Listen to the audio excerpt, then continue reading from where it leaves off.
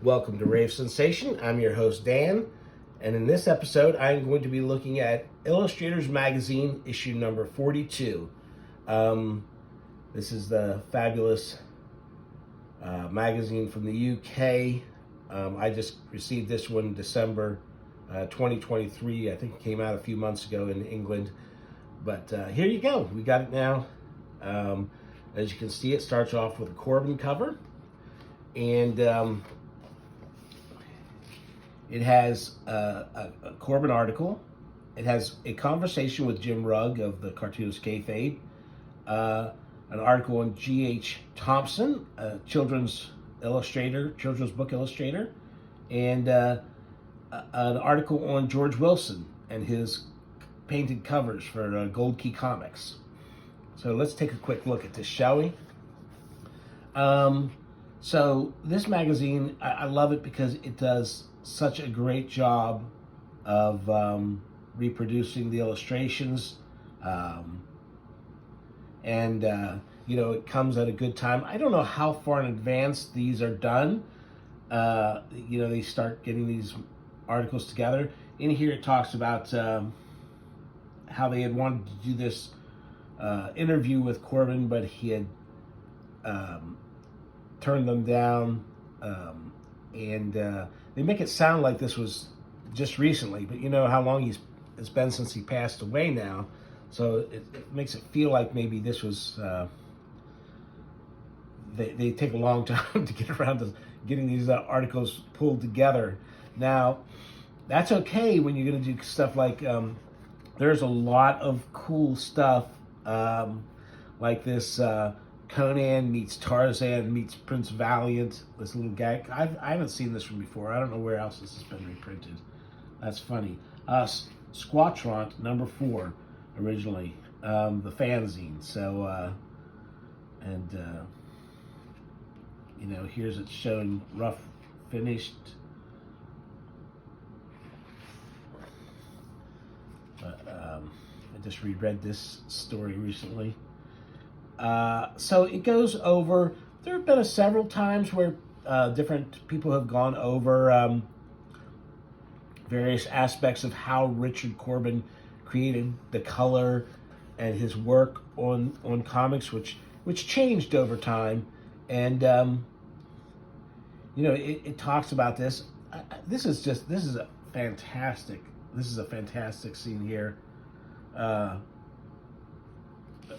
That's a great snake. That's a great snake. I just reread that story too recently. It's a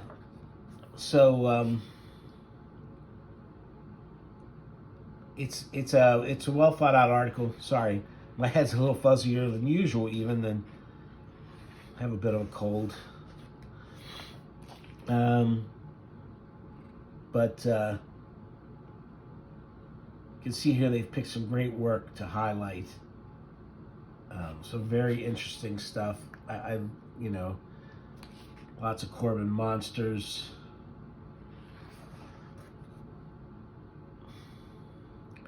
Here's where they try and talk a little bit about the coloring technique and stuff. But since it's changed over the years many times, and I don't know how much most people will really get out of this, because it doesn't. I mean, it's not like you can read this and then go and go, "Oh, I can do that." I just been rereading some of the Sinbad stuff too from Heavy Metal. And of course, Den is being republished now with great reproduction. I mean, just fantastic. Dark Horses, the first couple of books, there's been 2 so far. And darn it, Den 2 is supposed to be out already, but I know my local bookstore got a notification saying any copies they had received of Den 2 should be pulled and destroyed. So there must have been a real mess up. They hadn't received any, by the way, but apparently there's been a total recall on that first printing of Den 2. So hopefully that won't be too long. I'm wondering now if Den 3 will come out before they get around to putting Den 2 out. I don't know. but I really hope this keeps going. I want them to come out at a faster clip because, you know, there is a lot of Corben that's never been in even a halfway decent reproduction, reprinting. You know, there's a lot of his work, a lot of his early work that maybe he wasn't as happy with or whatever, and didn't work on getting reproduced in his lifetime, but there's a lot of work I'd really, really like to see done.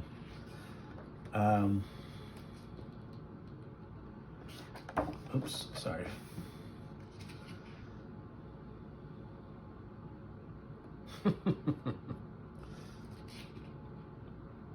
A lot of cool stuff. A lot of this stuff, you know, are from game books, and I don't recognize it. I wasn't, you know, I guess I was aware of it, but you know, Corben was actually pretty prolific in a lot of ways. I didn't collect every single thing that he did, you know, if it wasn't a comic. Like I never bothered to buy Meatloaf's album just for that cover or anything like that. So so there's a lot of things in here like this. These things. See, this is a Forest of Doom cover for the single-player game book. You know, I'm not familiar with this stuff at all. I do like this. I like this monster a lot. There's a lot of cool stuff going on here. And this face is not bad. I generally do not like Richard Corben when he's drawing regular heroic faces. For some reason, they just don't... They remind me of the Hildebrands or somebody like that who's, you know, who I'm not crazy about. Like see this. That to me, you know, that's not a... For some reason, that doesn't appeal to me. I don't know why. That's just me, folks. Don't take umbrage. I know I've got a lot of Corben fans who will watch this. Please don't take umbrage. Just know that to me is not... This is really cool. This is cool. This is so ambiguous up here about what's going on and stuff. And just, this is wild. And this is really wild too. And again, this is for a novel that I didn't know about. Of course, by '86, you know, in the late '60s and early '70s, yes, I was buying paperback books for cover art. But by this time, I wasn't doing that quite so much. I wasn't buying books just because of who the artist was on the cover. Well, at least not often. See, like I'm not...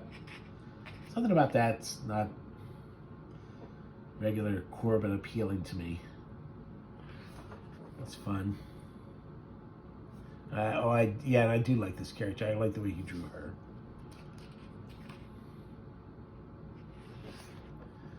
And here's a conversation with Jim Rugg. Now, the second Street Angel collection has come out. I think I might talk about Street Angel. I did one video on the first Street Angel collection, which is actually the later stuff. But now the second collection has come out that covers the early Street Angel, and I might do a video on that, so I won't talk too much there. But Jim is just astounding, though. I will say that. I mean, he hits all the right buttons for me with a lot of his design work and his art, and it's really cool. This is some fun stuff. I like dangerous. I like kids who are dangerous and rude to the adult world. So Street Angel is just right in there. And I'll talk about that a little bit more. And like, that's great. That looks like this actually looks like a cross between Klaus and Burns. It kind of reminds me of both those guys. And there's Octobriana. I should get that out and read it again. Visually I found Octobriana fun. I don't remember anything about the story whatsoever. So I'll probably drag that out and look at it again soon. Very cool. That is fun. Just these ballpoint pen sketches he does. I do love his sketchbooks. I love his sketchbooks. Nice rack of comics there. This is from the, I didn't pick up the Hulk Grand Design thing. The Grand Design things are covering a lot of Marvel territory that I'm not interested in. Those X-Men, Fantastic Four, and the stuff the guys did. It's not really my thing, but it is fun to see some of these drawings. Recreating that iconic cover there.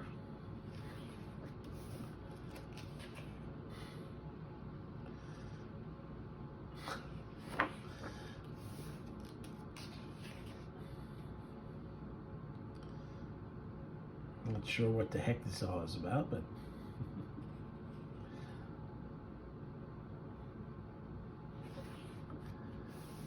there's some of his wrestling design stuff. The next issue of Illustrators.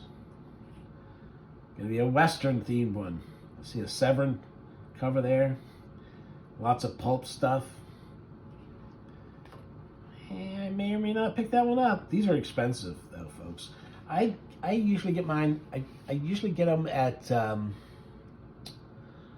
Atomic Books here in Baltimore, but I also order them sometimes through Bud Plant.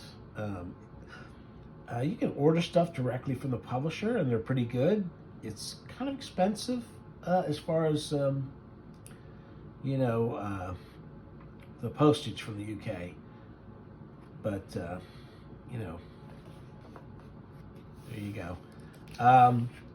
G.H. Thompson, I'm familiar with this. I think it was Shackman Publishing reprinted some of his stuff, I believe it was. And that's where I've seen this guy's work before, and it's funny and kind of weird. And look, there's a lion basically falling to his death. No, I'm just kidding. That won't happen to him.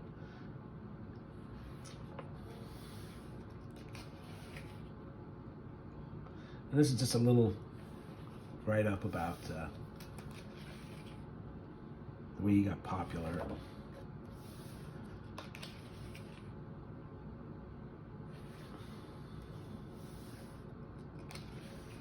It's fun. It's fun stuff. I'm not going to go running to track more of it down.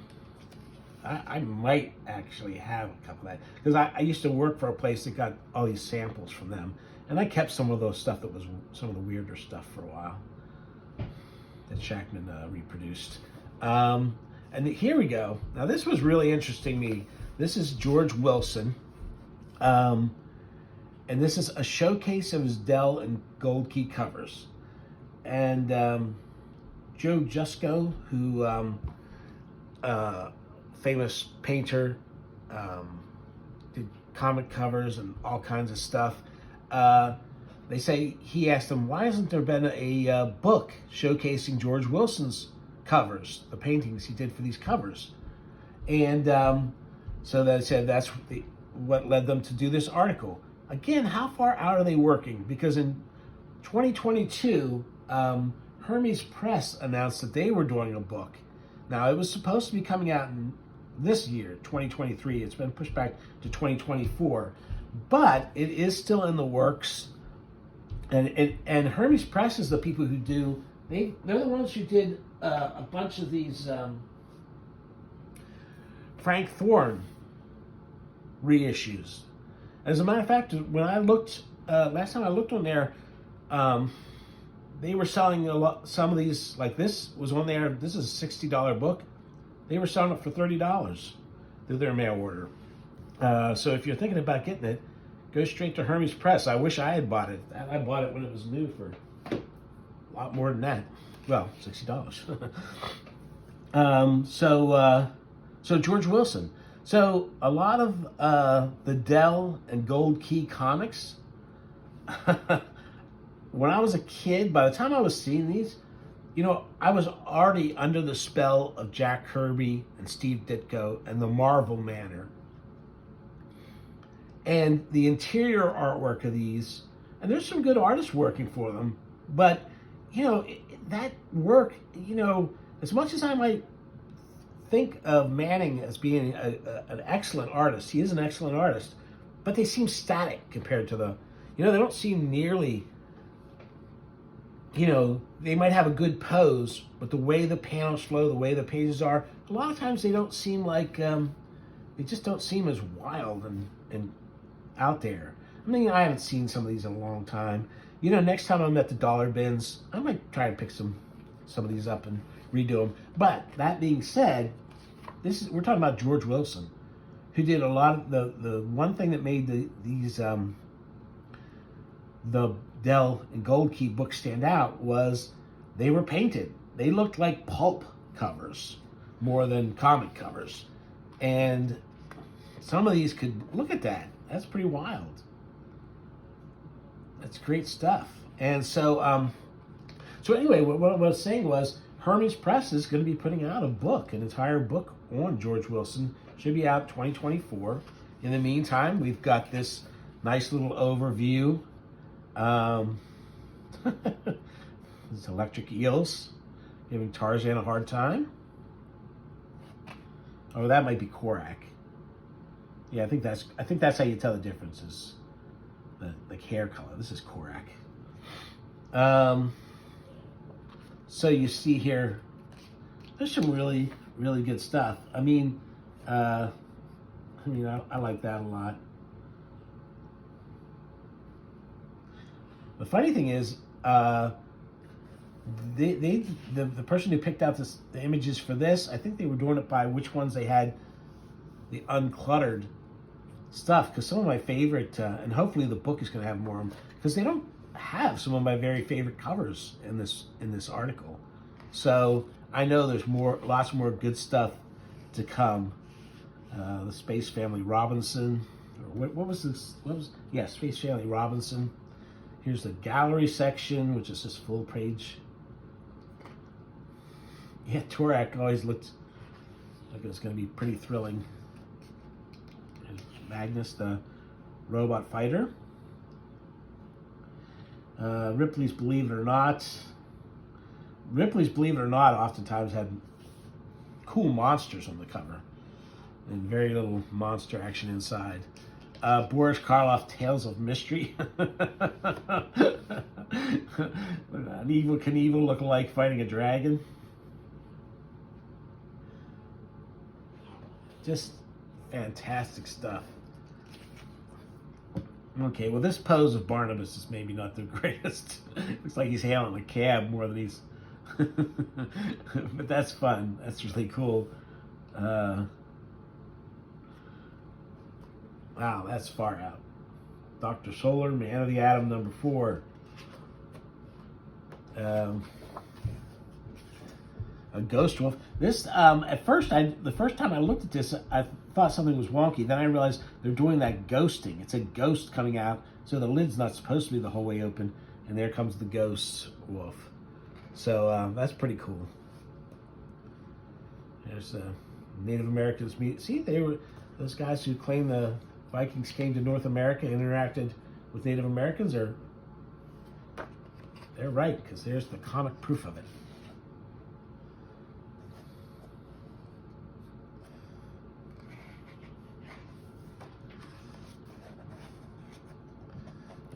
These wild looking. I'm not sure why, but as these monsters are being incapacitated, they're floating away. That's pretty cool. They did make you want to read the comics, that's for sure. Anyway, and there's Joe Jusko. Joe Jusko saying about how much he loves them, and saying, boy, they should really do a book. Guys, this book was supposed to be out already. It's not, but Again, they're probably working on this magazine so far in advance that, you know, they probably did hear last year about this, but they were like, it's already too late. This was one cover where, because the werewolf with male pattern baldness, that was always a weird cover to me as a kid. Oh, and one last other little thing they have is, here's their the bookshelf, stuff being reprinted. There's About the Den, Volume 1. There's the Spirit Artisan Edition. And then I hadn't known this was out, the fantastic Gustav Doré. Doré is 480 pages, and it's only $65 US. I'm going to have to check that out. After I find out a little bit more about it, if I decide to buy it, I'll definitely do a video. I got to see, I don't know, was it 6 years ago? Maybe longer ago than that. There was I was in where was I? It was Massachusetts, and I saw a Doré exhibit that was just fantastic stuff, and they had a lot of his. A lot of them were ones based on his fantasy work, you know, because he did a lot of stuff besides. It says the fantastic, but there's a lot of stuff that's not fantastic as in fantasy. But I'm really anxious to see it. 480 pages. It's Prestel Verlag, who are a good publisher, so it's not going to be poorly done. And it's only $65. That's pretty wild. Anyway, that's that issue. Hope you enjoyed it, and I'll talk to you again soon.